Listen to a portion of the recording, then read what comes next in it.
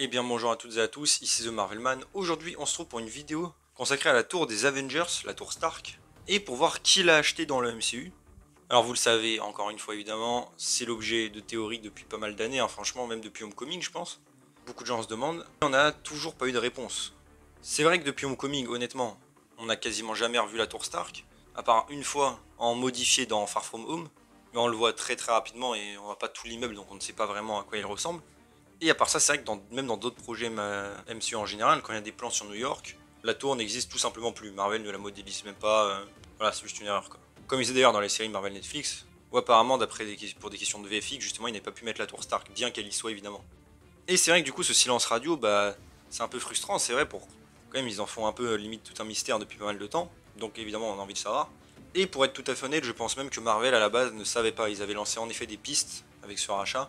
Ils s'étaient dit, ah, ça pourrait servir à ça ou à ça. Et je pense qu'ils sont un peu décidés, dernière minute, et que c'était plus une piste, une porte ouverte, on va dire. Donc voilà, je propose donc de refaire un petit peu le tour des théories qu'on avait évidemment pour la tour Stark. Et en effet, après, on va finir par ce qui semble être le véritable acheteur de la tour Stark, d'après des rumeurs encore une fois très fiables. Donc évidemment, pareil, ce n'est pas sûr à 100%, mais ça semble indiquer cette voie-là. Je le garde pour la fin en général. Évidemment, vous avez quand même le timecode si vous voulez aller voir.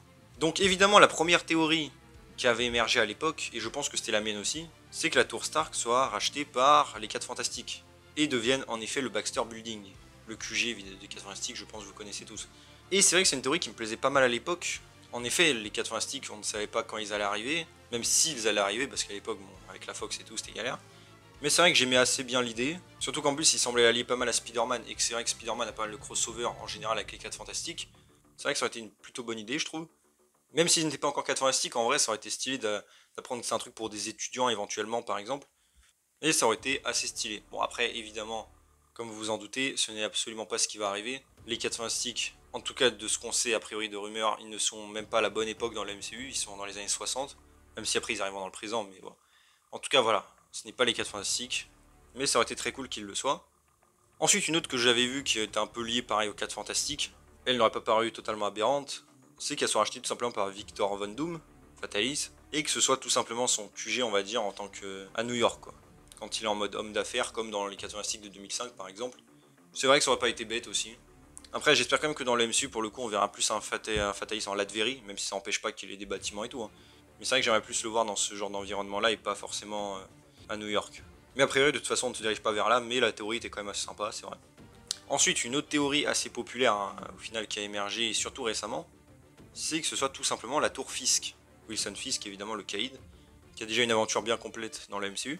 Et c'est vrai que dans les comics, il a sa tour iconique, tour Fisk, qui est d'ailleurs dans le Daredevil de 2003. Et c'est vrai, pareil, ça aurait pu être pas une mauvaise idée. Bon, moi personnellement, j'aime bien le Fisk un peu plus en retrait. J'allais dire qu'on a dans Daredevil et dans l'MCU, en général en tout cas. Même s'il se montre dans les projecteurs, vous avez compris ce que je veux dire, il est quand même plus en retrait.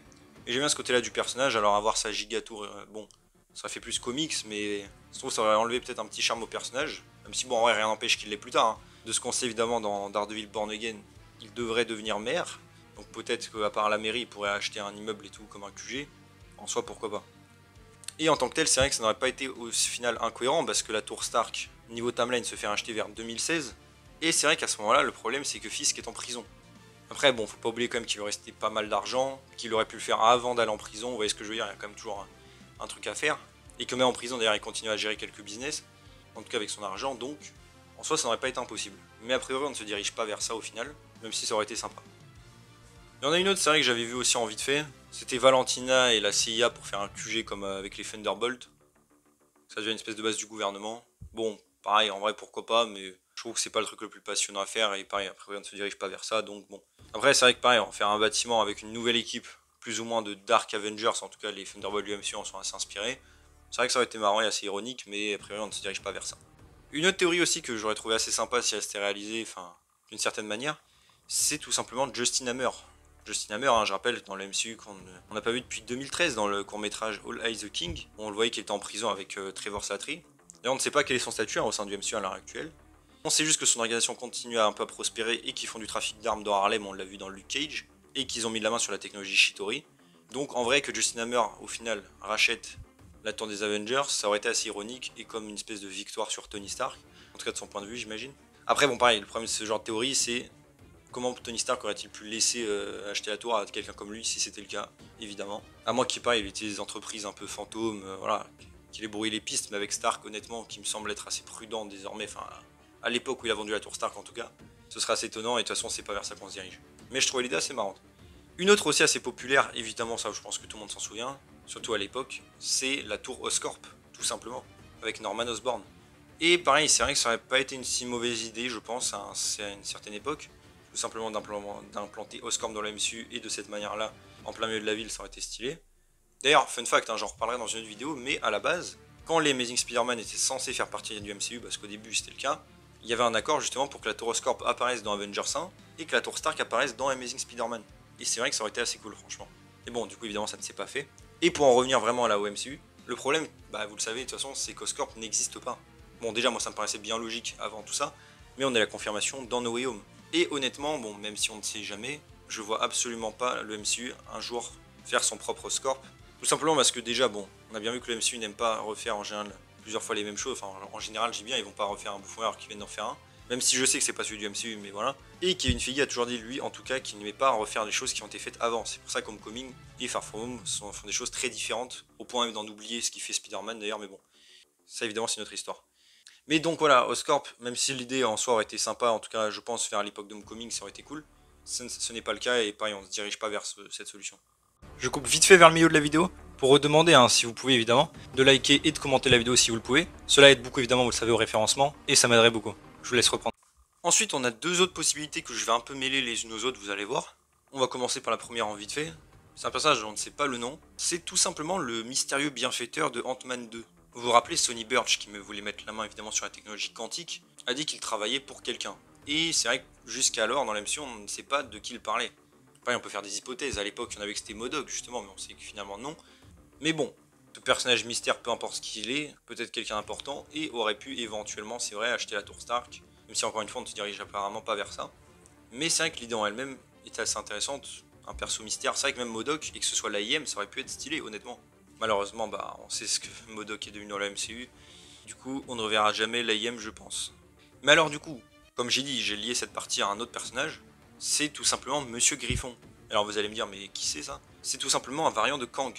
Et en fait, c'est vrai que cette théorie a été assez étayée par le fait que dans la saison 1 de Loki, quand ils sont dans la fin des temps, on va dire, dans l'espèce de néant, on peut voir dans le décor en effet la tour Stark avec un logo de Kang Entreprise. Et en fait, bah, ça vous l'avez deviné évidemment rien qu'au jeu de mots, c'est tout simplement l'entreprise de Monsieur Griffon en comics, qui est lui-même un variant de Kang.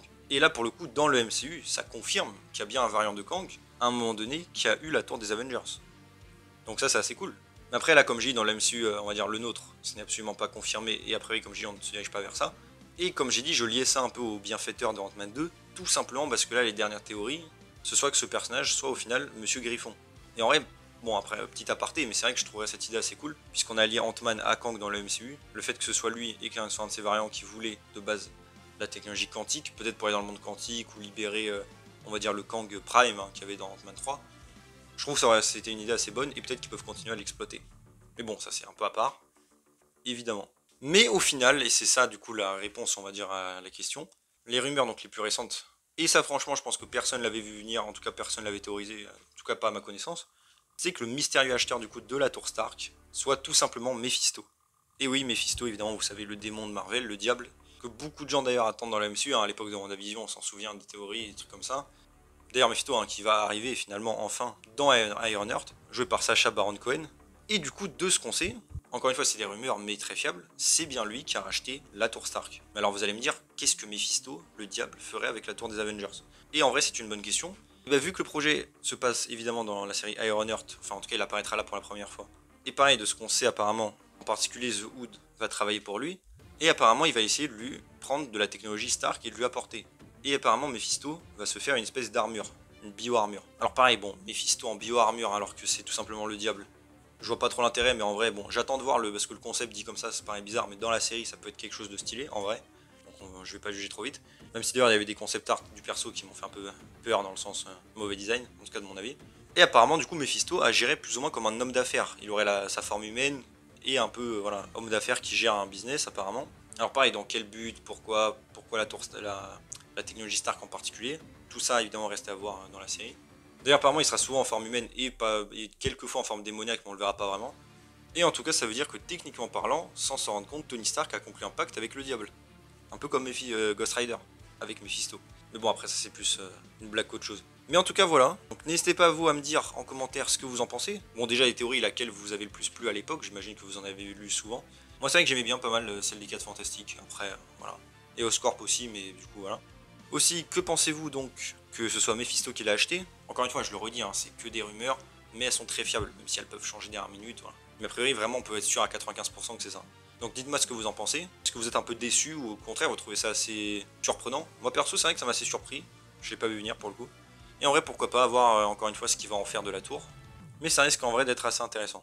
Et l'idée d'avoir Mephisto en plein New York, dans une tour en plein milieu de la ville, franchement, c'est inquiétant. En tout cas, voilà, la vidéo est terminée, j'espère que ça vous a plu. Si c'est le cas, n'hésitez pas à vous abonner, liker, commenter, partager, activer la cloche. À me suivre sur mes réseaux sociaux et mon Discord, le lien en description. Et on se retrouve bientôt pour une nouvelle vidéo. Salut tout le monde.